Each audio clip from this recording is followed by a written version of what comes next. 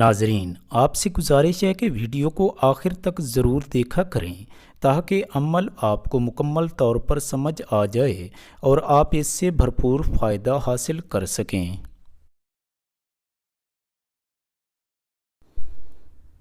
حوصلہ افزائی کے لیے چینل کو سبسکرائب کر لیں اور ساتھ ہی گھنٹی کے نشان کو بھی دبا دیں تاکہ ہر ویڈیو آپ تک پہنچتی رہے۔ شکریہ۔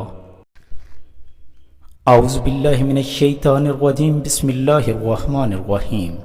السلام علیکم، فرینفو ٹی وی میں آپ کو خوش آمدید۔ ناظرین، آج کی اس ویڈیو میں آپ کو یکم رمضان المبارک سے لے کر آخر رمضان المبارک تک کھجور کی گٹھلیوں پر سورہ یاسین کا ایک طاقتور اور بارہا کا آزمودہ عمل بتانے والا ہوں۔ مشکل چاہے کتنی ہی بڑی ہو، اس عمل کے آگے ٹک نہیں پائے گی۔ ناظرین، وظائف کا شہنشاہ وظیفہ، اس عمل کی برکت سے گھر سے تمام پریشانیوں، مصیبتوں، مشکلات اور بیماریوں کا خاتمہ ہو جائے گا۔ رزق کاروبار میں برکت ہوگی، اللہ تعالیٰ غیب سے رزق عطا فرمائیں گے، رزق کے دروازے آپ پر کھلتے چلے جائیں گے، دنیاوی پریشانیاں حل ہوتی چلی جائیں گی۔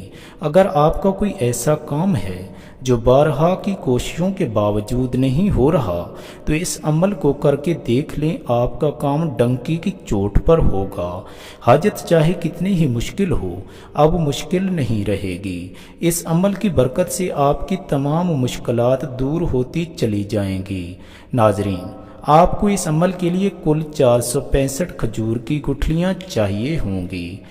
چاہے آپ روزانہ تھوڑی تھوڑی کر کے وہ گٹھلیاں جمع کرتے رہیں یا اکٹھے بندوبست کر لیں۔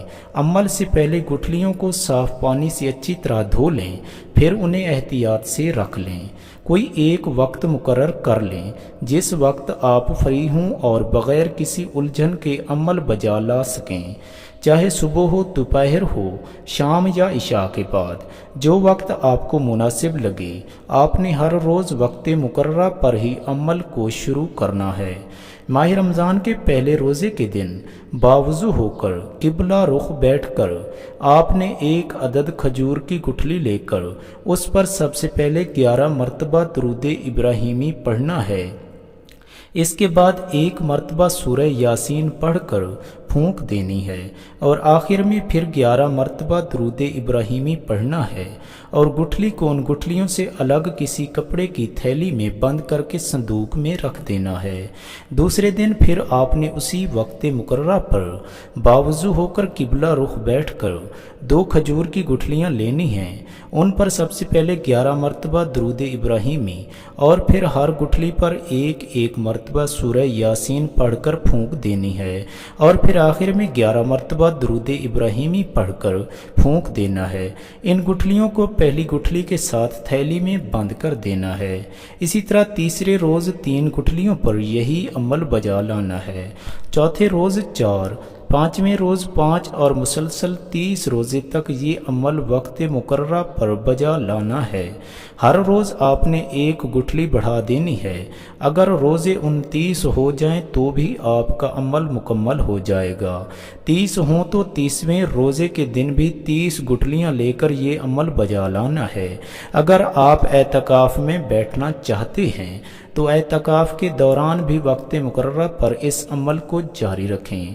آخر میں جب عید کا چاند نظر آ جائے یا آپ کو خبر مل جائے کہ عید کا چاند نظر آ گیا ہے تو گٹھلیوں کو سامنے رکھ کر ان پر ہاتھ پھیر کر قبلہ رخ بیٹھ کر دعا کے لیے ہاتھ اٹھانے ہیں اور سورہ یاسین کی اس تمام تلاوت کا ثواب 14 معصومین علیہم السلام کو ہدیہ کر دینا ہے اور پھر بارگاہ خداوندی سے اپنی حاجت طلب فرمانی ہے۔